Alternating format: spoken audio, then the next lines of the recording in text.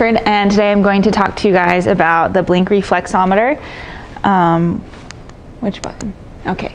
So this this technology helps diagnose concussions on the sideline, and according to the CDC, there's about 2 million sport-related concussions occurring in the U.S. every year.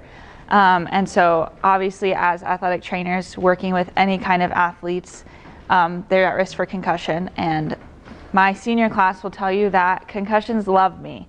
And so I deal with concussions so much in all my athletes. My first semester I had about 11, I think, that I had to deal with. So I learned different ways to diagnose a concussion, and you're kind of on the sideline and you see someone go down and you're like, okay, that looked kind of bad. What are my steps to go through? And then you think that they're clear, they're not clear, and then if you send them back, it could kind of be like, and they get hit again. You're like, was that on me? But this technology will help us diagnose it with less than a minute.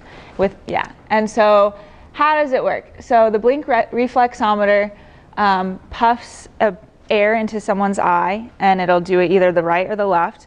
There's a microphone recording in the system as well to track when the puffs of air were delivered, and it just measures the blink of the eye. And so it's just a device.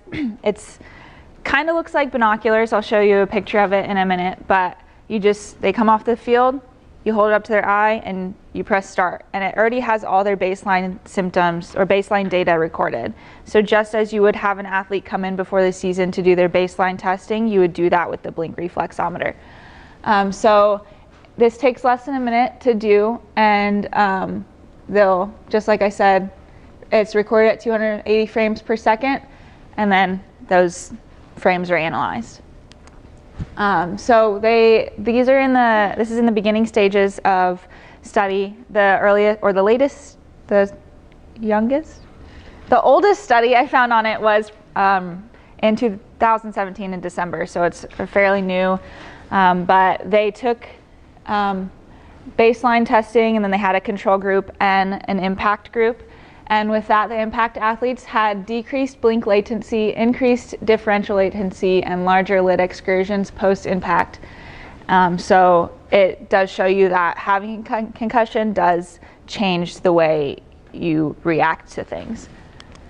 So this is what the system looks like. And for baseline, they can just come into the office, and it's hooked up to a computer, and they just put their eyes in there, and it just delivers puffs of air.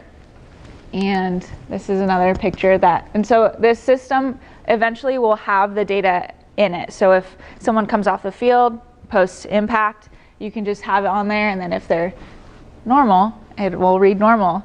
And so with this, although it's original use and the use of it is for diagnosing concussions, it can also help with tracking the progression of other neurological diseases like schizophrenia, Alzheimer's, Huntington's disease. And so that's kind of the future of what this is, but for us as athletic trainers, we kind of deal mostly with concussions.